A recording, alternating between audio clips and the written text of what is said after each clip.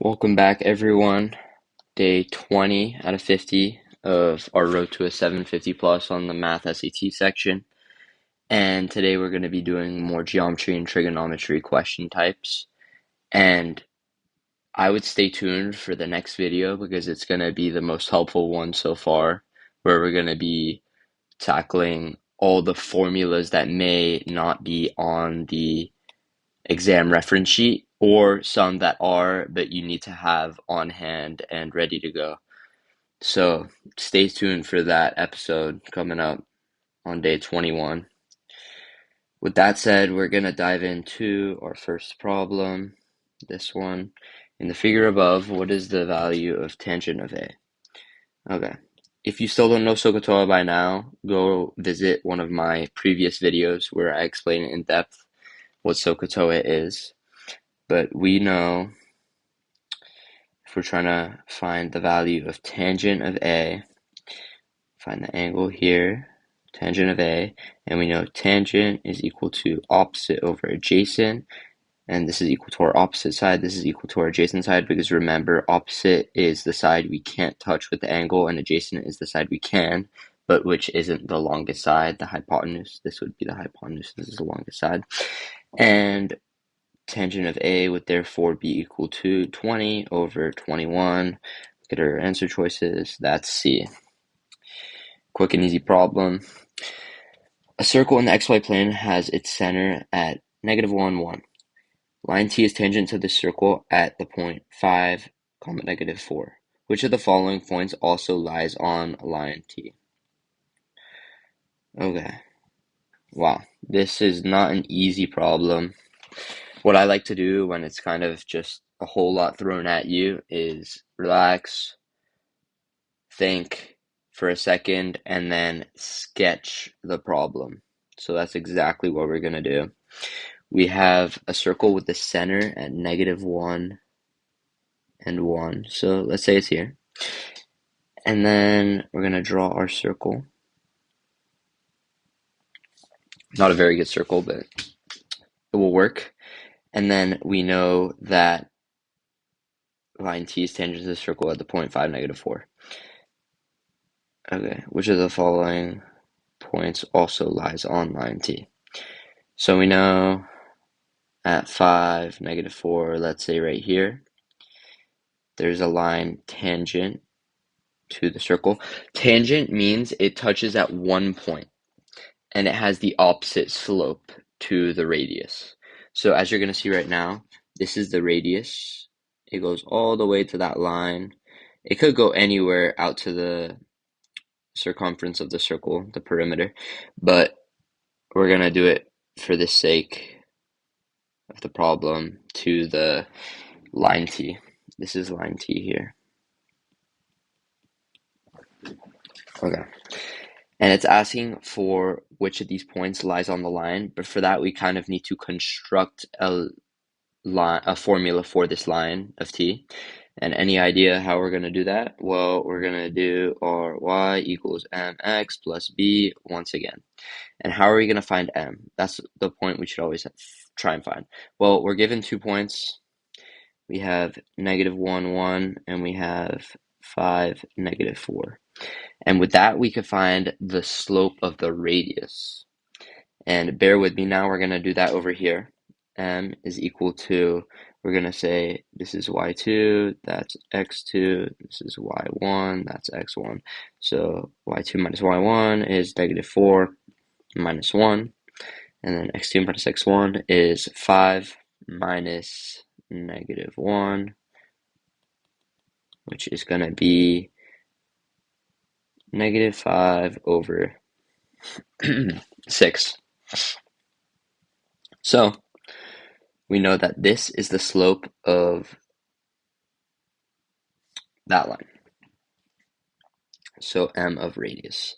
And since we know that line T is tangent, very important, we know that the slope of T is going to be the opposite. It's the same as a perpendicular slope. So we've tackled this in other videos. So it's going to be the opposite fraction flipped over and the opposite sign. So a positive 6 over 5. We don't need that positive sign there though. I just did that for emphasis. So looking at that, we can now plug in m over t or m of t into here. So since y is equal to t, sorry, I'm going to keep that there. Y is equal to mx plus b. So now we know that the line t is equal to m of t times x plus b, and that's equal to 6 over 5 times x plus b.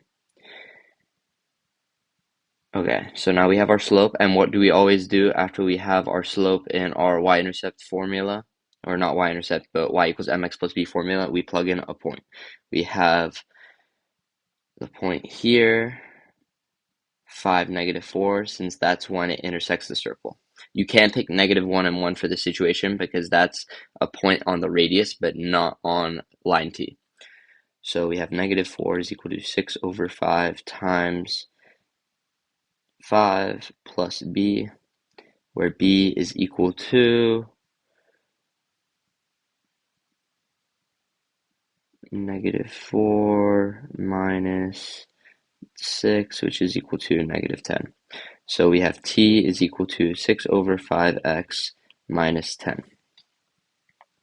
Now we are going to plug in each of these x values and see if we get the y value. If we do, that's our answer. That's a good way to approach these type of questions. So we're going to start with A. So we have t is equal to 6 over 5 times 0 minus 10, which is equal to -10. Does that give us 6 over 5? No. We're going to plug in now 6 over 5 times 4 minus 10, which is equal to 24 over 5 minus 10. That's going to still be a negative number. We don't really need to simplify any further. Does that give us does that give us a value of 7 if the value is negative? No. Looking at C, t is equal to 6 over 5 times 10 minus 10, which is equal to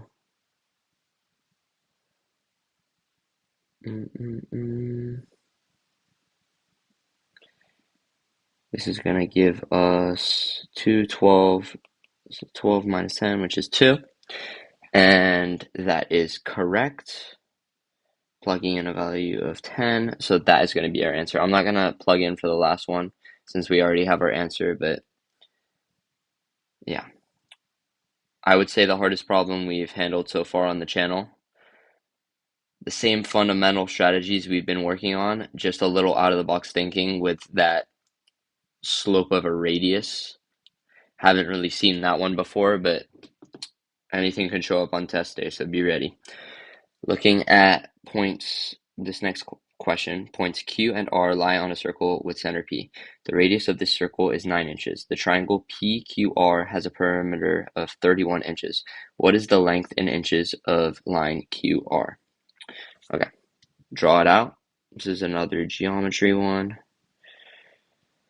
So we have center P, and then let's say our points are there, and that is not a straight line. Redo that. And then point Q is here.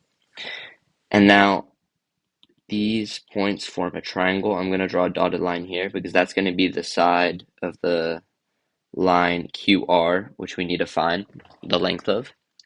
And we know that since this is the radius of both, even though it doesn't look the same in the figure here, it is the same. The radius is the same for every point in the circle.